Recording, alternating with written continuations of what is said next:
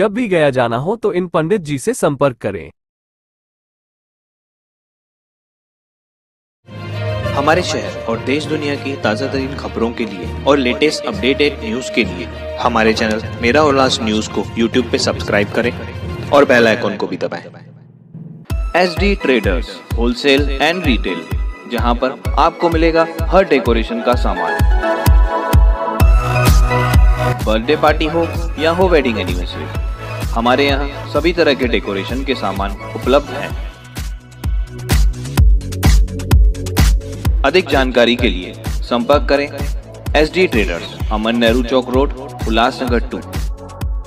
Mobile number 8080 बाढ़ प्रभावित नागरिक 10 माह से सरकारी योजना से वंचित हैं। एनका उल्लासनगर में पिछले 10 महीने से बाढ़ प्रभावित नागरिक सरकारी योजना से वंचित हैं क्योंकि उन्हें पंचनामा के बाद भी तत्काल सहायता नहीं मिल रही है। इससे नाराज महिलाओं ने उल्लासनगर के तहसील कार्यालय में जाकर तहसीलदार से चर्चा की है। तहसीलदार कल्याणी मोहिते ने आश्वासन दिया है कि बाढ़ प्रभावित नागरिकों को अगले 15 दिनों में मदद मिलेगी।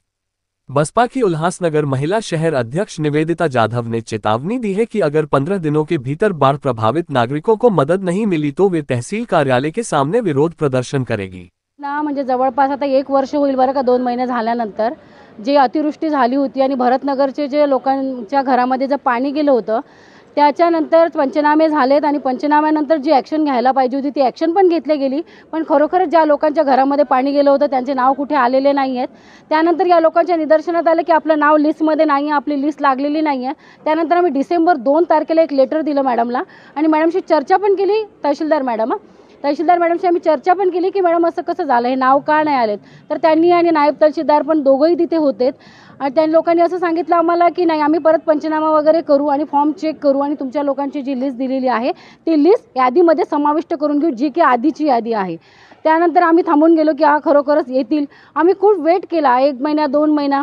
त्यानंतर आम्ही परत फेब्रुवारीमध्ये एक रिमाइंड लेटर दिलं की मॅडम त्या यादीवरती काही चर्चा झालेली नाही आहे किंवा कोणाला काही मिळालेलं नाही आहे। त्यानंतरही आम्हाला रिप्लाय आला नाही। आम्हाला उडवाउडीची उत्तर होती की आम्ही इलेक्शन ड्युटीमध्ये आहोत, आम्ही या ड्युटीमध्ये आहोत। आम्ही ते सगळं गृहीत धरून म्हणजे आम्ही त्यांचाही विचार केला की नको बाबा राहायला। परत आम्ही आंदोलनाचा पण इशारा दिला, पण नायब तहसीलदार सर बोलले की मॅडम थांबा ना थोडं, आम्ही तुम्हाला एवढं कोऑपरेट करतो, तुम्ही करा। आम्ही कोऑपरेट केलं, पण काल ज्या लोकांना पैसे आलेत आणि या लोकांना नाही आलेत त्याच्यामुळे सगळीकडे हे खूप गडबड झाली आणि या लोकांनी ठरवलं, मी म्हटलं चला आपण तहसीलदार मॅडमला भेटू।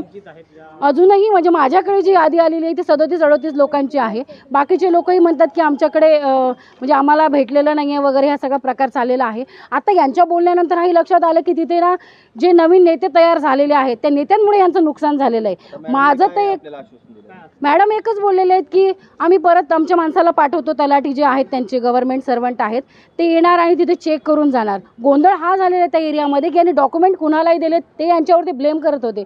पण आज माझं असं म्हणणं, आधी पण मी म्हणत होती गव्हर्नमेंट सर्वंटने पण गव्हर्नमेंट सर्वंटसारखं एरियामध्ये यावं, त्यांच्याकडे ID असावा, त्यांनी विचारताना पण सांगावं की आम्ही कुठल्या डिपार्टमेंटकडून आलो आणि कुठली माहिती घेतो। ही सरासर जी गोष्ट आहे ना, मला तर आता पोलीस केस जर यांनी केली ना तर ती काही वाईट ठरणार नाही। ज्या व्यक्तीमुळे तुम्हाला मदत मिळाली नाही तर तुमचं पुढचं पाऊल आम्ही तर ठरवलेलंच आहे, आचारसंहिता असो की काय असो, आम्हाला त्या आचारसंहितेचं काही घेणं देणं नाही किंवा याला ते लागू पण पडत नाही, कारण या लोकांवरती अन्याय झालेला हा जुना मुद्दा आहे। 2 महिन्याने परत पावसाळा सुरू होणार आहे। आम्ही इथे धरणे आंदोलन करू, इथून नाही झालं तर आम्ही कलेक्टर ऑफिसला पण धरणे आंदोलन करणार आहे। एवढं पण होईल की कोर्टामध्ये पण ही केस जाऊ शकते, कारण खरोखरच जेन्युइन लोक आहेत, त्यांना मदत जी पाहिजे ती मिळायला पाहिजे आणि या लोकांनी पण जागरूक राहून सगळ्या गोष्टी करायला पाहिजे। याच्यानंतर पण जे नवीन नेते येतात तुमच्यापर्यंत जे माहिती पुरवतात ती खरोखरच आहे का, याच्यामधून तुमची फसवणूक पण होऊ शकते।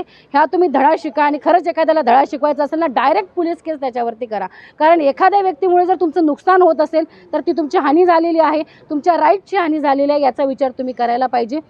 परत सगळ्यांना माझी हीच विनंती आहे आणि आम्ही जो अल्टिमेटम आता घेतलेला आहे की 15-20 दिवसामध्ये बघू, 15-20 दिवसामध्ये आम्हीही वेट करू।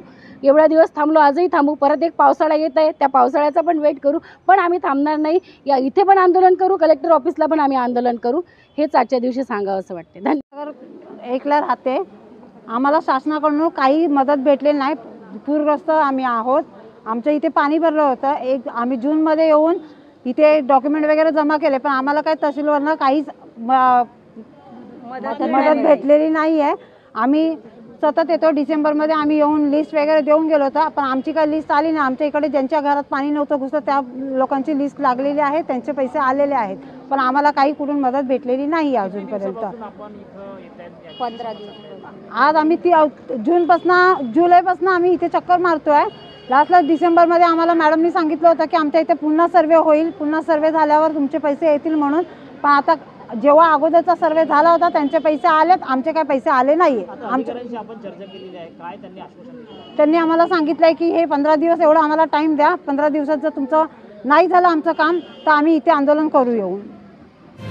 हमारे शहर और देश दुनिया की ताज़ा तरीन खबरों के लिए और लेटेस्ट अपडेटेड न्यूज के लिए हमारे चैनल मेरा उल्लास न्यूज को यूट्यूब पे सब्सक्राइब करें और बेल आइकॉन को भी दबाएं।